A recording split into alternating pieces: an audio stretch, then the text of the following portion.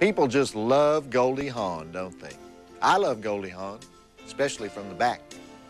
I didn't say that. It's Food Science 504 next at Joe Bob Summer School. We'll be studying Willy Wonka and the Chocolate Factory, and I'll be cooking with celebrity chef Wolfgang Puck at his famous restaurant, Spago. That's right, we got the classroom parked in Beverly Hills, California, plastic surgery capital of the world, and Clint Howard is coming by after Willy Wonka for the television premiere of The Ice Cream Man. See, more food.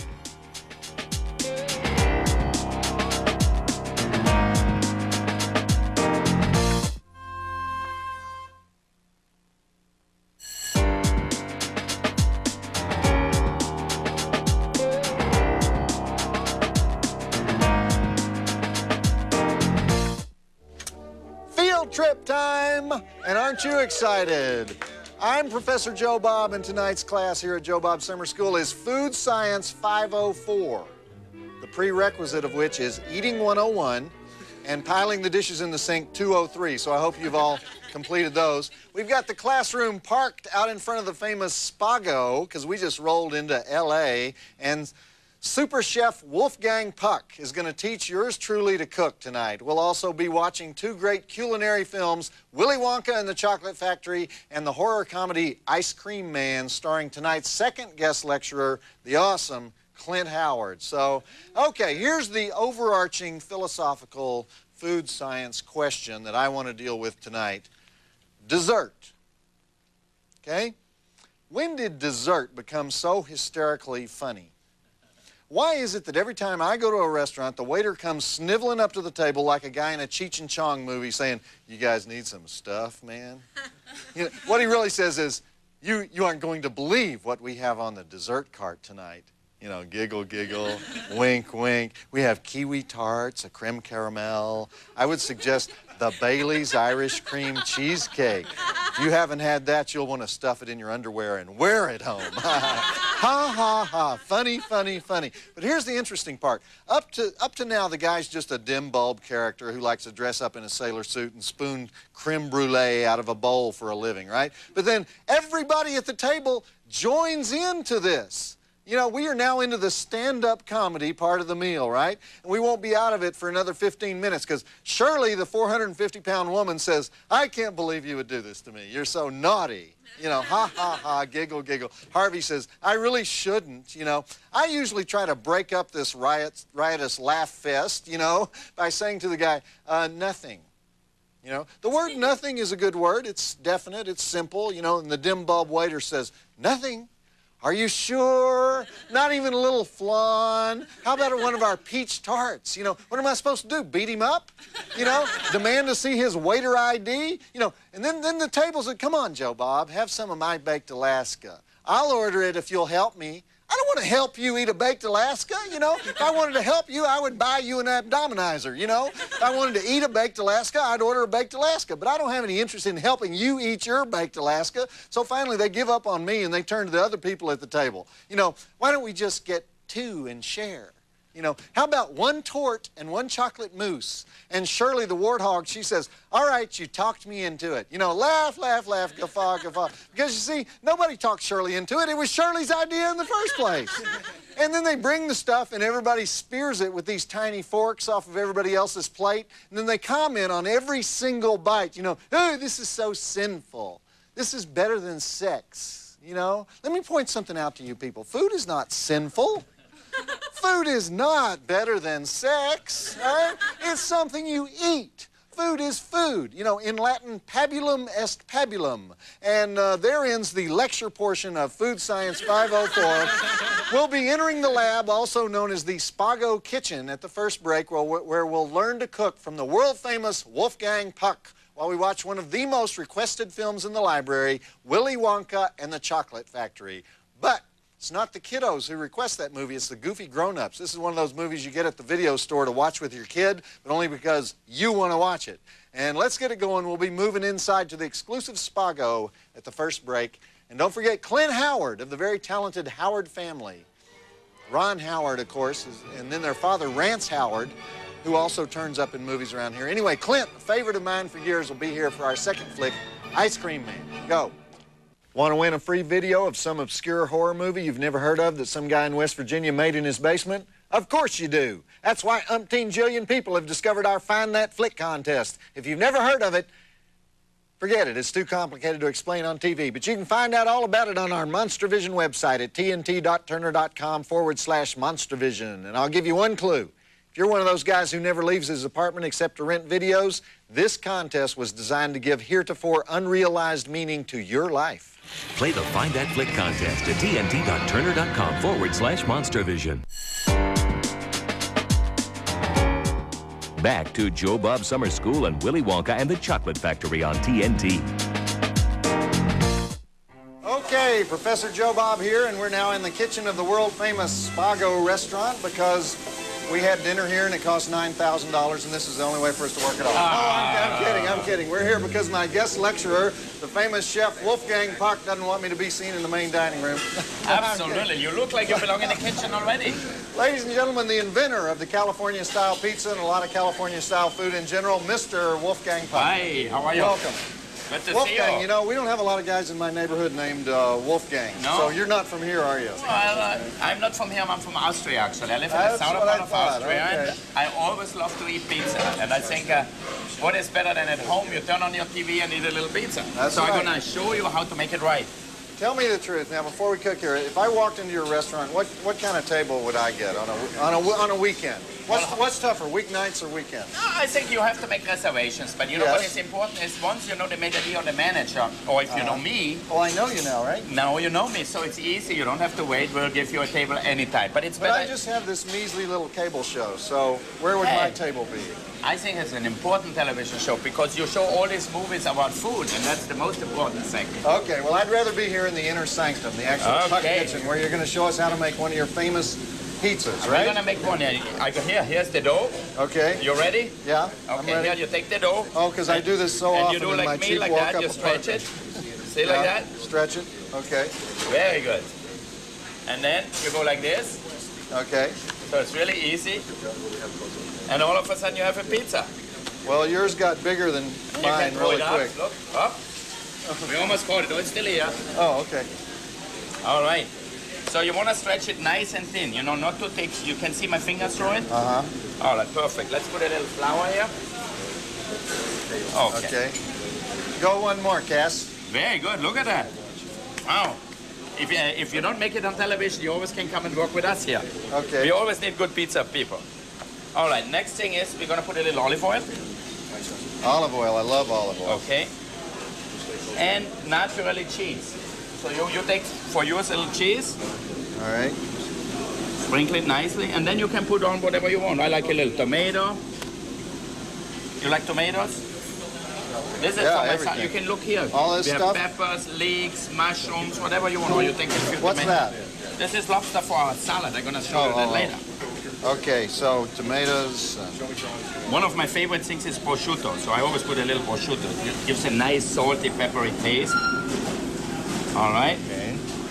And something we started years ago is goat cheese. This is fresh goat cheese. It's really good. Goat cheese. And not make just a mountain. This is not a pizza mountain. Oh, sorry. Spread it out a little bit. All right. I was going vertical there. Okay. Okay, just put a few more things. Maybe a little bell pepper. Roasted pepper. Pepper's good. Okay. Okay. And a little basil. Oh, you put on some. I put a little bit too. Now let's put a little cheese on top. That's it? All right. All right, so now we have to bake it. Okay. And this is our microwave here. You see with the big flame in here? Yeah, okay. All right. So we're going to pop this baby in the oven. Pop the baby in the oven and break, cook it. Right? It takes about 5 minutes. Okay. Going back to Willy Wonka and the Chocolate Factory. All right. One. There we go. That is a humongous oven. Okay, here we have another one. You see, it's important that it slides on your pizza paddle here so you can get it in. Go in nice and slow. Great. All right. You know, Wolfgang, I'm from the South, and I don't know if you noticed, but how about, do you ever put Vienna sausage on these? No, barbecue. Those are from your homeland, right? Absolutely. Vienna. But we do put pepperonis or barbecue chicken. Oh, okay. Or barbecue pork, whatever you like. Barbecue goes actually very well with the pizza. So okay. You won't go hungry in the South either. All right, I believe you. All right.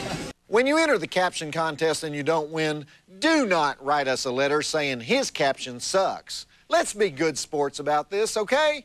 After all, the only reason you're so angry is that the stakes are so low. One measly Monstervision t-shirt. Because if the prize is that cheap and you don't win it, it kind of brings into question your potential in all areas, right? But let's not dwell on that. If you think your caption is hilarious, then come on down to the website and try to make the six-headed jury laugh. That address is tnt.turner.com/Monstervision. And here's a tip, think 6th grade humor. We love that. Try to win a free t-shirt in our caption contest on the one and only Monstervision website at tnt.turner.com/Monstervision. Back to Joe Bob Summer School and Willy Wonka and the Chocolate Factory on TNT. Okay, here we are back at Spago with Uber Chef Wolfgang Puck, who's just taken our pizza out of the oven. Yeah, all right. You see the cheese is nice and bubbly. Look how beautiful it looks. Turn out okay. Is that mine or yours? Oh, I think this is yours. It looks too good that I can make it that nice. All right, look at perfect pizza. I think forget about doing this television. You come and cook here. I think you have too much talent for television. I wanted to ask you, Wolfgang, you know, you also have the best frozen dinners on the market. You know? Yeah, how many grams of fat are really in those frozen dinners? We actually have some pizzas with no fat at all. Really? We have some food with no fat at all if you're on a diet. But, you know, cheese tastes good, so there's a little fat in it. So a pizza with no fat to me is not a real pizza. Well, Wolfgang, you know, there aren't that many super chefs who have frozen dinners, so I was surprised to hear that. So how did you get into that? Because I had people like Johnny Carson who took pizzas home like 10, 15 years ago and they froze it and then they kept it in the freezer.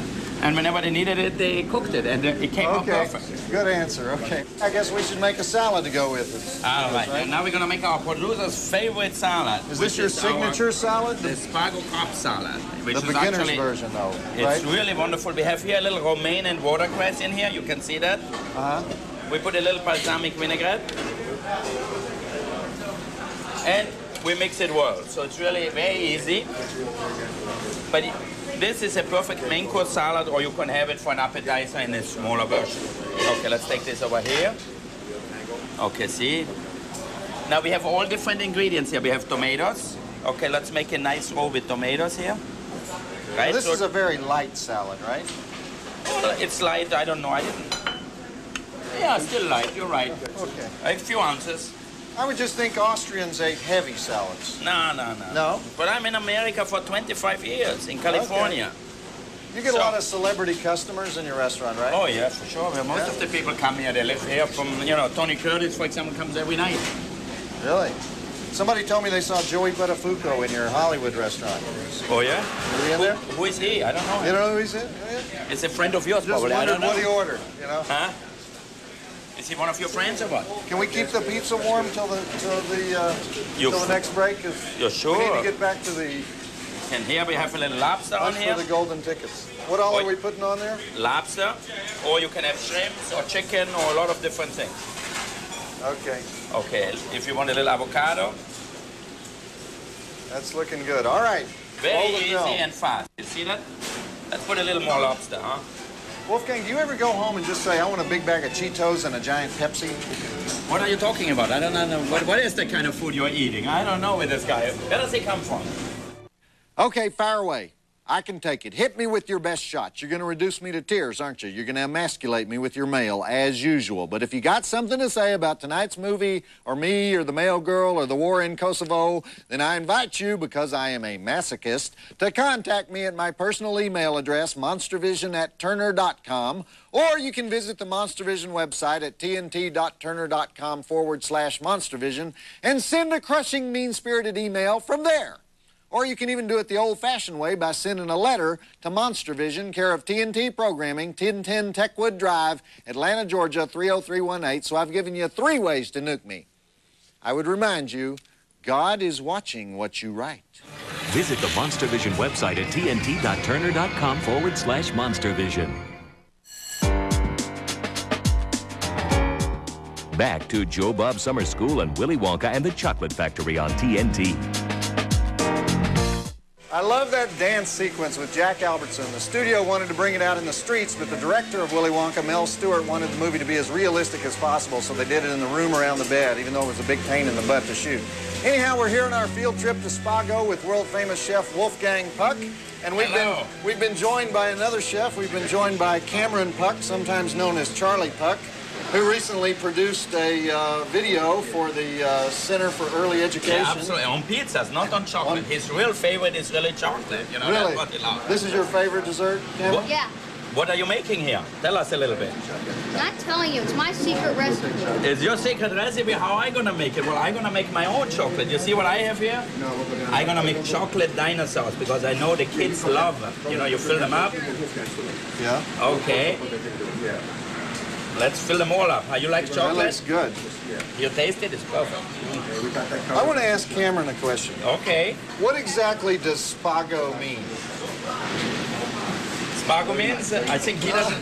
He doesn't know and I don't know. Only you know. Only I, that's my secret. See, he has the secret for the chocolate cake and I have the secret for the name. Yeah. The name is actually a string with no beginning, no beginning and no end. So you could have it like this, see? Really? A string of chocolate. Look at that. I had never heard that explained before. All right. Chocolate is great. Look at that. And then we can mold them. The same thing. What is Cameron gonna do here? All right. So these are the dinosaurs. You can see we made a few up here already. So those are chocolate dinosaurs. What are these that Cameron's What are making? you making, Cameron, here? He doesn't want to tell me. I really want the recipe, and I never can get it from him. This is his special chocolate pyramid. Now, it is not quite finished yet. Maybe we have Willy over there. She's going to have some half ready already. I want to ask you, Wolfgang, you're one of the few chefs who's never gotten to be overweight. Do you work out, or how you make all these desserts and you never get overweight? No, I'm a little overweight. Stay here. Willy, what are we going to do with this chocolate? Come here. Come on, what you got? You know how you finish your chocolate here? Is it with this one? All right, should I try it? Oh, it's good. Oh, and that's comes out. Oh. What are we doing here, Wolfgang? Look at that. We're bringing out food weapons. Yeah. And what is that? Great, thank you. Right. What does this do? It's working very well. All right, let's finish this off at the next break. Here's where the movie really takes off. They held back the appearance of Willy Wonka to the last possible minute, and then the suspense is worth the wait. So, okay, good. I love the chocolate. You love chocolate? You really like it. Back to Joe Bob Summer School and Willy Wonka and the Chocolate Factory on TNT. Well, Gene Wilder just suddenly appears 45 minutes into the movie, and he takes over, doesn't he?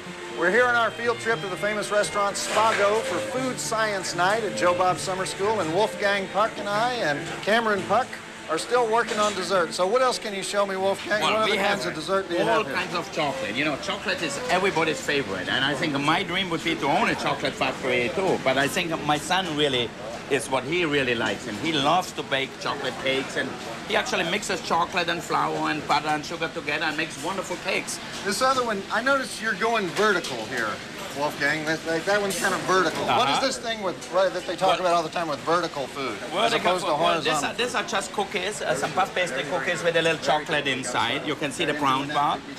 Yeah. And then we have the little turtles here, the little chocolate turtles. You can see that. And here we have one of my favorite is chocolate toffee.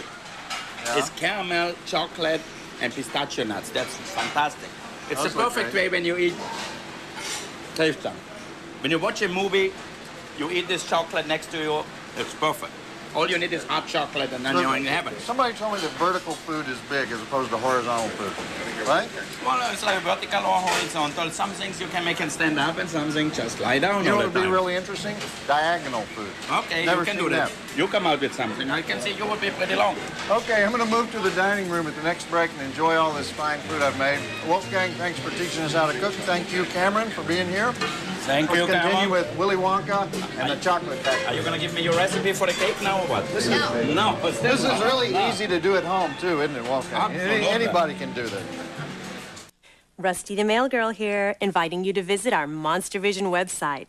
This is the place to get the scoop on zombies, ghouls, road warriors, or whatever happens to be the late-breaking story on this week's show. Check out our Playmate of the Week, or try your luck at the Monstervision caption contest and win a free t-shirt. Or visit Joe Bob's mailbag page where you can see your favorite fan mail of the week. To find us on the internet, go to tnt.turner.com/Monstervision. I'll be waiting.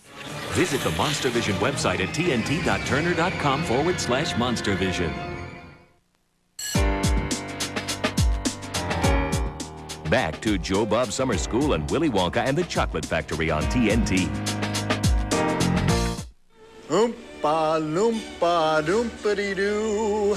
We have a perfect puzzle for you. Love those Oompa Loompas. I'm now in the dining room of the world-famous Spago restaurant, about to enjoy the delicious pizza that I just made with Wolfgang. And thanks. That's the presentation. Anyway, it was pretty hard casting all those midgets as the Oompa Loompas. And wait a sec, I finally found out the distinction between midgets and dwarves, you know? Midgets are small people who are perfectly formed, and dwarves have the big heads. So the Oompa Loompas are actually dwarves, they're not midgets. They had to cast them from all over Europe, and most of them didn't speak English, so they had American singers dub the songs in later. And the message of the Oompa Loompa seems to be that if a parent lets a kid get away with bad behavior, then the kid should be disposed of. So I think this is why a few of the reviewers said the movie is mean-spirited and too dark.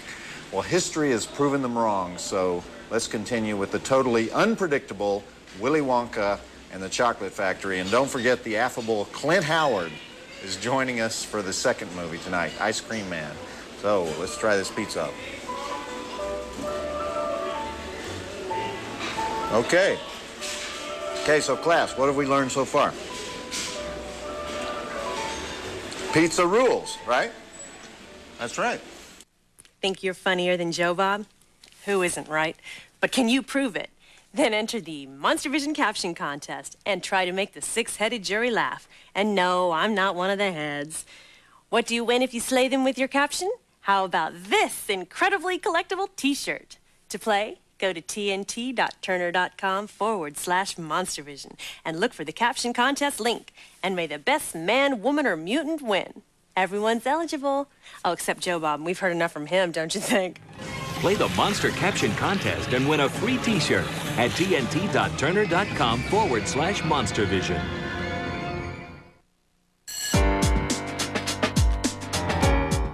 Back to Joe Bob Summer School and Willy Wonka and the Chocolate Factory on TNT.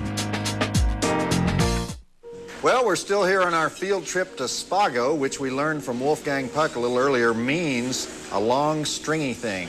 And I'm enjoying the fruits of my labors while watching Willy Wonka and the Chocolate Factory. I saw an interview with Denise Nickerson, the girl who played Violet Beauregard, and she said they made her stay in that giant blueberry bubble for 8 hours, including while everyone else left her there and went to lunch. And speaking of food, thank you very much. My salad. All right. I'm not normally a salad person. I think lettuce is basically for cows, but Wolfgang Puck helped me with this one, so I'll dig into this. And anyhow, Jack Albertson wasn't having any fun on the movie either. Apparently the reason he looked scared in the fizzy lifting room is that he was in enormous pain.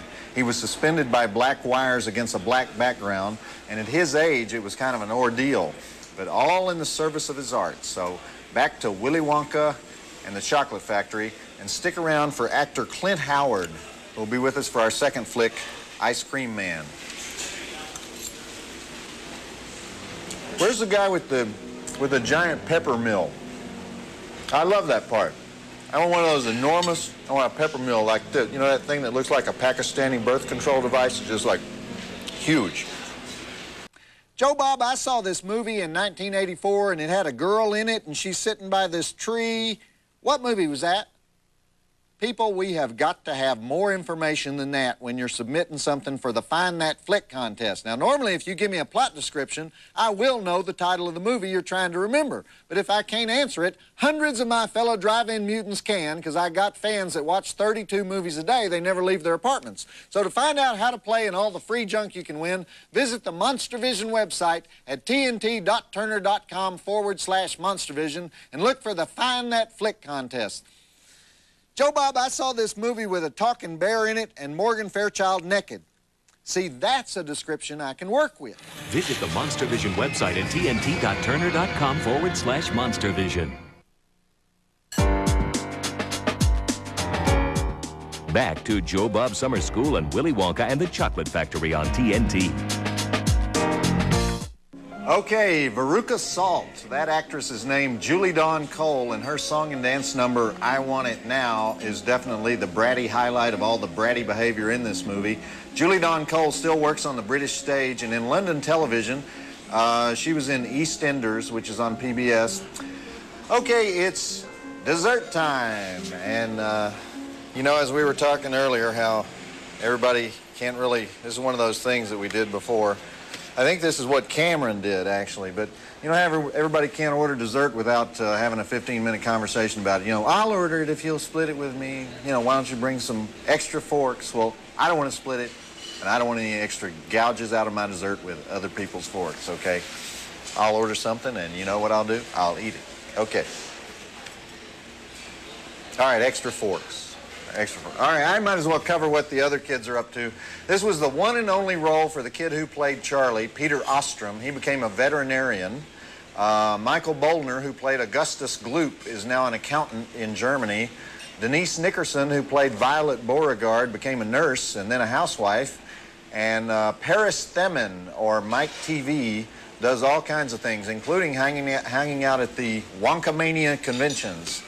Warner Brothers Studio just got the rights to do a remake of the movie, and the rumors are that Nicolas Cage might play Willy Wonka. I don't know if I can see him singing Pure Imagination, but they didn't know Gene Wilder could sing when they cast him either. Anyhow, time for the wonderful conclusion to Willy Wonka and the Chocolate Factory, directed by Mel Stewart, who has been a guest on this show a couple times. And speaking of guests, Clint Howard, the star of our next movie, Ice Cream Man, will be joining us in a bit, so roll the film. And I'm getting out of here because there are 3 camera guys, a boom operator, some audio guys who are about to dogpile this dessert. So guys, just wait till I'm out of the way, okay? And now, Joe Bob Summer School and Ice Cream Man on TNT. And so ends Willy Wonka, with Charlie accepting the keys to the Chocolate Kingdom. I should point out that that wasn't originally how the film was supposed to end. The last line of the script was actually, yippee! But Mel Stewart, the director, didn't think that was good enough, so he held everybody on the set in Germany, and he called the writer, David Seltzer, at a bar in Maine, and he told him that he had 1 minute to write a final line that summed up the whole picture. So Seltzer comes back to the phone a minute later, and he gives him what has become one of the most famous ending lines in film. But Charlie, don't forget what happened to the man who suddenly got everything he always wanted. What happened? He lived happily ever after. So, all right, we're back out in the lecture hall, and that movie was kind of a change of pace for us. For those diehards who've been thinking there's something wrong with their cable, hang around for a couple minutes here, because we have guest lecturer Clint Howard joining us to talk about all his excellent movie roles, including the one in our next flick where he plays the nice man in the white coat who drives the ice cream truck and sometimes makes special flavors out of the body parts of murdered children. Is this sick or what? This is sick. Of course, that's why we love it. But before he joins us, I want to remind you that next week is the last week of Joe Bob Summer School. It's Recreational Geography 207, and we'll be watching National Lampoon's European Vacation and The Great Outdoors, and we'll be joined by producer Maddie Simmons, who was one of the creators of the National Lampoon, and travel expert, are you ready for this? Robin Leach is going to be here next week. And then the week after that, yes, the rumors are true, we're moving out to L.A. for good. So we're going Hollywood, and our very first show is something extra special. I'll tell you about it later. Okay, we're still studying food science here, so let's continue the lesson with with the world television premiere of Ice Cream Man. It's that old tale of the neighborhood ice cream man whose goodies include all kinds of yummy things like cockroaches, mice, and eyeballs from previous customers. Let me put it this way, don't order the Rocky Road. Clint Howard usually plays wackos, but this is definitely one of his wackoest roles, so let's do the drive-in totals. We have 7 dead bodies, 1 dead dog, eyeball chewing, waffle iron to the face, head on a cone, heads on ice cream scoops, ice pick through the mouth, kung fu, and the special effects in this thing are surprisingly decent. I give it 3.5 stars. It's also one of the shortest movies we've ever shown, so if you don't like it, it'll be over before you know it. So, roll the film. And don't forget that the ice cream man himself, Clint Howard, will be here in just a few minutes. Clint also happens to be Ron Howard's little brother, and he's in all of Ron's movies, which means he's experienced the full range of on-set catering. He goes from beanie weenies to caviar and back to beanie weenies. So let me tell you, if I had to put up with caviar, I'd be throwing some major hissy fits, though. So is Clint in the house? I think he's in the house. Clint! Clint! Clint! Clint! Clint! Clint! Clint's in the house!